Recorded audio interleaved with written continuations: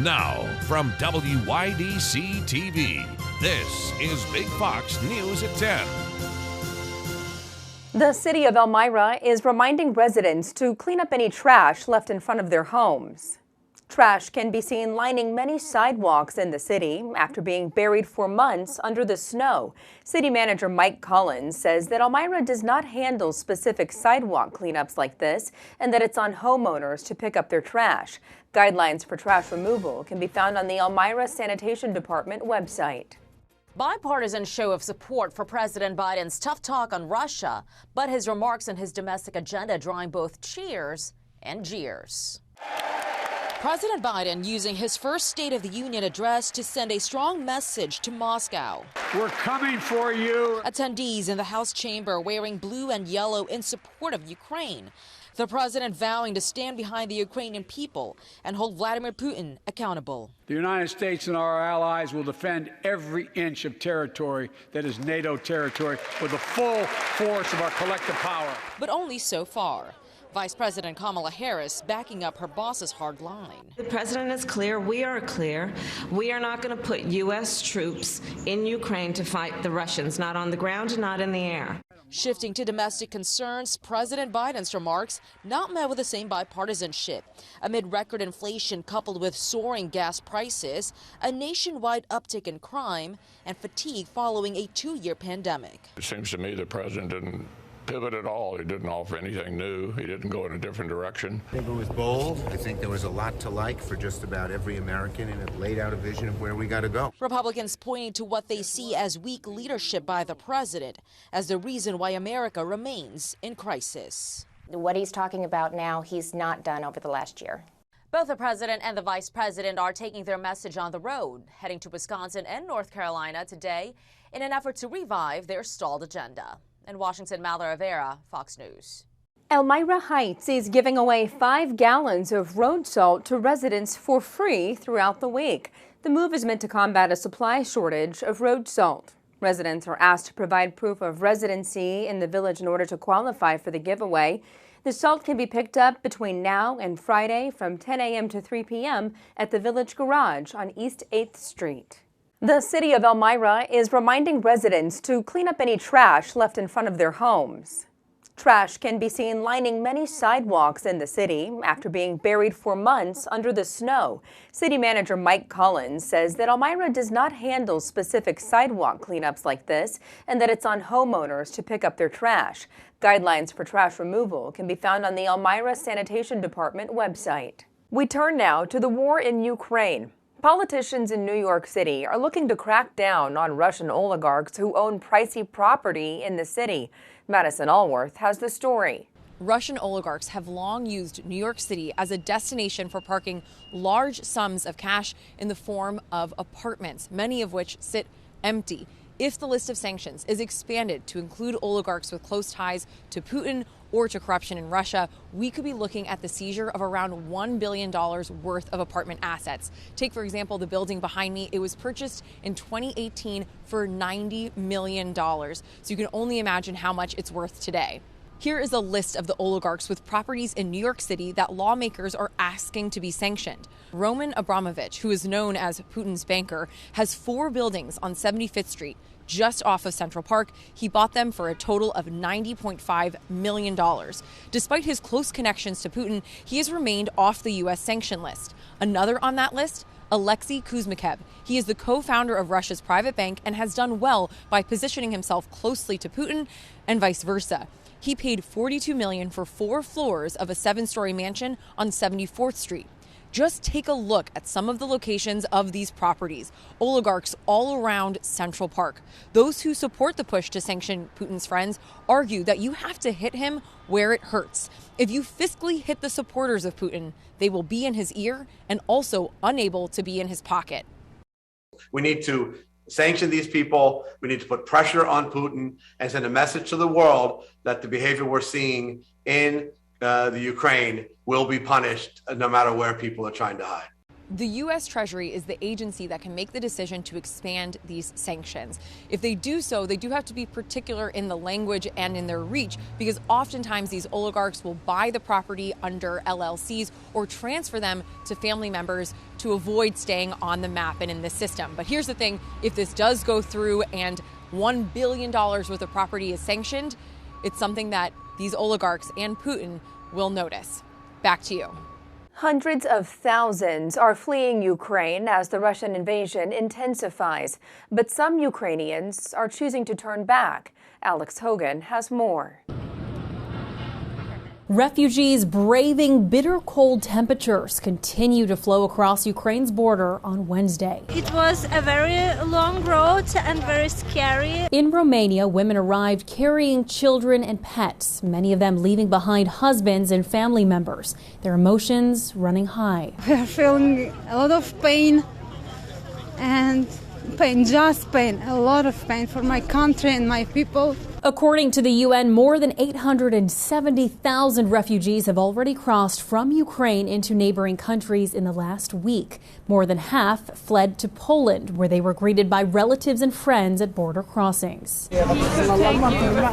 German volunteers are helping refugees by offering rides from the Polish border to Germany and other European countries. UN officials are urging neighboring countries to treat all refugees equally. There should be absolutely no discrimination between Ukrainians and non-Ukrainians, Europeans and non-Europeans. Everybody is fleeing from the same risks. And while many people are fleeing Ukraine, some are going in the opposite direction. Tuesday evening, several dozen Ukrainians departed Poland to return home.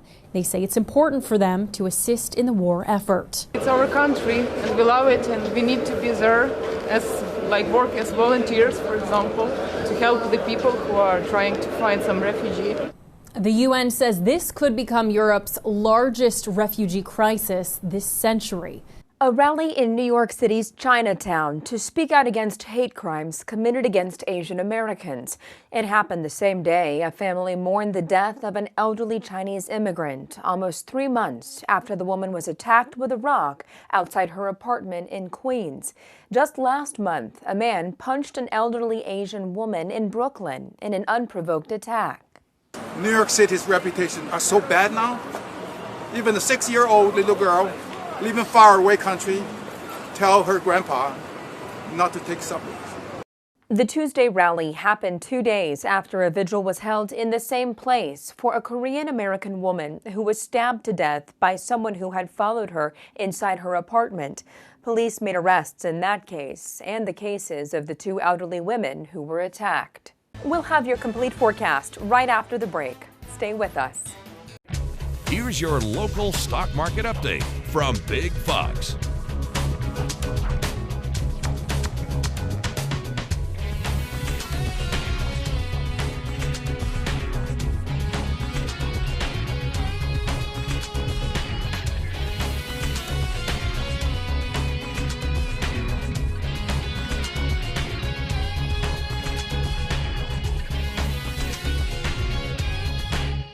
Now, your Twin Tiers forecast from Big Fox. All right, thanks again for checking in as we take a look at your local forecast. I'm meteorologist Todd Nelson, and the view from the National Weather Service in Binghamton on our Wednesday, showing some blue sky, clouds thickening up later in the day, of course, as that Clipper system moved through, and we'll be dealing with a little bit of a rain snow mix yet tonight and early Thursday morning. Now, daytime highs on Thursday will be certainly much cooler than they were today. We'll top out at 27. The average is 40, and we're going to wake up to temps that'll be pretty close to average, which is right around 20. Now, sunrise tomorrow morning, 6:38, and your sunset is at 4:59. We're still seeing those daylight hours lengthen, and we're a little more than a week away from the time change when we spring ahead 1 hour, not this weekend, but next weekend. So a little bit of a rain snow mix tonight, continuing some minor accumulations when you head out Thursday morning. Temperatures tomorrow, as I mentioned, will be cooler, and we're looking at some sunnier conditions on Friday. Now, this weekend, we're going to watch rain develop Saturday night tonight, Sunday. Some of that could be locally heavy, especially when we add on to the next storm system that'll be sliding through Monday and Tuesday. So here's the extended precipitation outlook. This is all the rain and snow melted down into the liquid fashion and around the Great Lakes region here, the Finger Lakes region. Again, getting indications of maybe some 1 to nearly 2-inch liquid tallies. So the first system still with us yet tonight, kind of a rain-snow mix and some minor accumulations when you head out early Thursday morning. Some of the roads could be a little bit slippery, but if we have anything left over in terms of precip throughout the day, Thursday, it should be pretty light. And then the skies clear out Thursday night into Friday.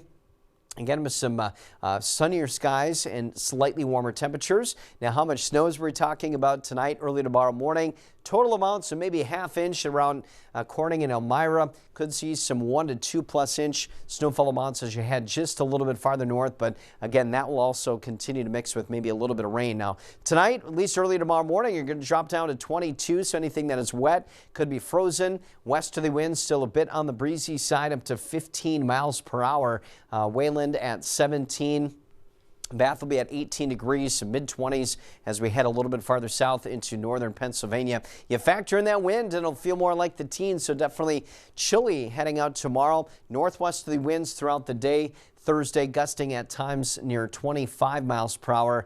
And again, that'll make it feel cool throughout much of our Thursday with those daytime highs only warming into the 20s. Wayland a little cooler at 22. Our average is 40, so definitely much cooler than that. And Friday morning we'll be down into the single digits, so definitely chilly then as we see those skies clear out a bit. Starting to warm up heading into the weekend. That first batch of rain slides on in. 58 on Sunday. Could have a couple of claps of thunder, but then we'll cool off a little more as some rain and snow mix develops next week.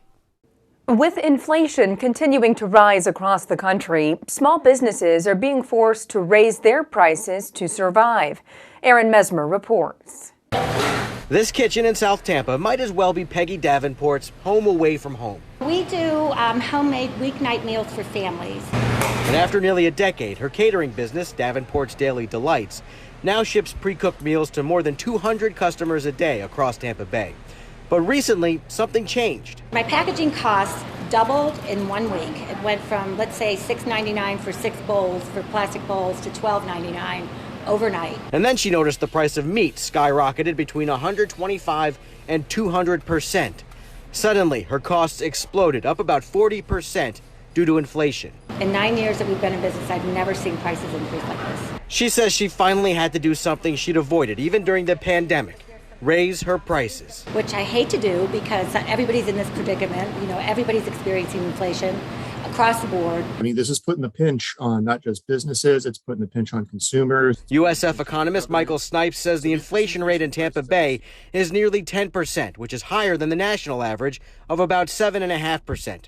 He says the rising price to produce goods is compounded by increasing gas prices. But if those goods have to get shipped from another location, like meat, like produce, things like that are going to get hit a little bit more. But Snipes points out many major corporations are posting record profits, and businesses are struggling to fill openings because of staffing shortages, so they're not paying more workers. Despite that, prices are not coming down. There's a big inconsistency there. So I think what's driving inflation by and large really just kind of comes down to the choices that bigger businesses are making. Bigger businesses are going to set the stage, leaving small business owners like Peggy Davenport in a tough spot. I can only worry about myself and my business, and I love what I do. And she's banking on her customers. I told them I'd watch it every week and change it back down if I could. To stick with her through one of the most challenging economic situations in years. Cancer is the second leading cause of death in the U.S., and while it impacts countless Americans, there are heightened risks for military veterans. Kevin Cork has a look at how hundreds of veterans once stationed at one of the most polluted places in the U.S. are being diagnosed with cancer and why they're facing an uphill battle getting assistance. According to the CDC, more than 1.6 million people are diagnosed with cancer every year, And while the disease can impact every demographic, military veterans are extremely vulnerable, making up more than 48,000 of these new diagnoses due to higher rates of exposure to chemicals and radiation from their time in the service. I was diagnosed with multiple myeloma, bone marrow cancer. But now, hundreds of veterans and private citizens suffering from cancer and rare blood disorders want answers after living and working at Fort Ord, an ex-military base in California labeled by the Environmental Protection Agency as one of the most polluted places in the entire country. I was there in 96 and 97. It would have been nice to know. Before it closed in the 1990s, an abundance of chemicals known to cause cancer were found in Fort Ord's drinking water and soil, the result of wrongful chemical disposal practices at the base. They'd pull the central bung plug on the helicopter and drain all the jet fuel right into the grass. Some officials at the Departments of Defense and Veterans Affairs maintain Fort Ord's drinking water was and is safe.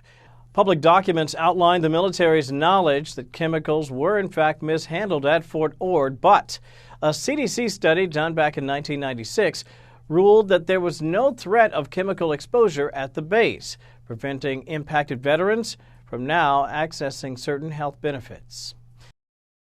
Celebrities are using their platforms to bring attention and donations to Ukraine. Ashley Dvorkin takes a look at some of the latest efforts. To show my support for the people of Ukraine, my support for the people of Russia who are opposing the kleptocracy and the idiocy of their rulers to try and halt the progression of this atrocity. Benedict Cumberbatch at his Hollywood Walk of Fame ceremony turned attention to the crisis in Ukraine, saying there's more to do than thoughts and prayers, asking people to go to embassy websites to see what can be done as citizens of the world.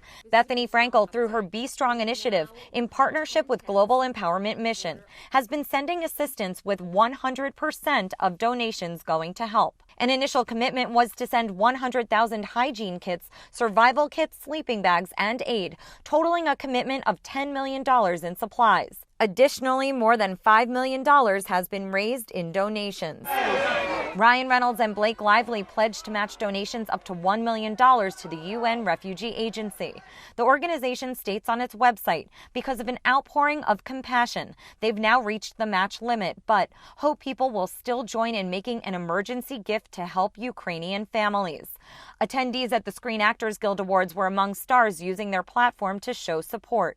And there are those raising awareness from the scene. Dancing with the Stars' Maxim Shmarkovsky was in Ukraine from the start of the Russian invasion. He's sharing updates throughout, including his latest, detailing his harrowing journey getting to Poland. Whenever you feel ready to join in, you have to join in. This is a communal situation. Russia's invasion of Ukraine continues to disrupt oil markets. Ford is making a major bet on electric vehicles, and casual dining makes a comeback. CJ Papa has those stories and more. Oil prices rising despite an agreement by the U.S. and other major governments in the International Energy Agency to release 60 million barrels from the strategic reserves to stabilize supply. More U.S. companies are pulling back from doing business with Russia because of its invasion of Ukraine. Boeing has suspended maintenance and technical support for Russian planes.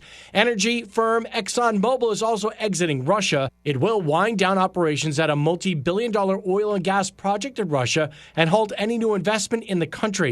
And Ford says it's deeply concerned about the invasion of Ukraine and has suspended its operations in Russia until further notice. Meanwhile, Ford is planning a major reorganization of its business. It will create two separate divisions, one for conventional gas engine vehicles, the other to develop electric vehicles and software. Ford plans to keep both operations as part of one company, but will give the units their own names and leadership, and each will report finances separately. And Applebee's parent company, Dine Brands, is back to making money. Its profit was stronger than forecast in the fourth quarter. Dine Brands is also parent company of IHOP, which saw sales jump more than 30%, and it plans to open more than 50 new locations this year. We want to leave you with a smile. A big payday for the owner of a ticket to the debut of one of the greatest athletes ever. An unused ticket to the debut game of NBA legend Michael Jordan was sold at auction Tuesday for $468,000. The ticket in question was to a game between the Chicago Bulls and Washington Bullets in 1984. They were a gift to the ticket's former owner as part of a pair, and after not finding someone to go with him, he kept the unused one. That game was a win for the Bulls with a score of 109-93. Jordan finished the game with 16 points, 6 rebounds, and 7 assists. Thanks for joining us. Enjoy the rest of your day.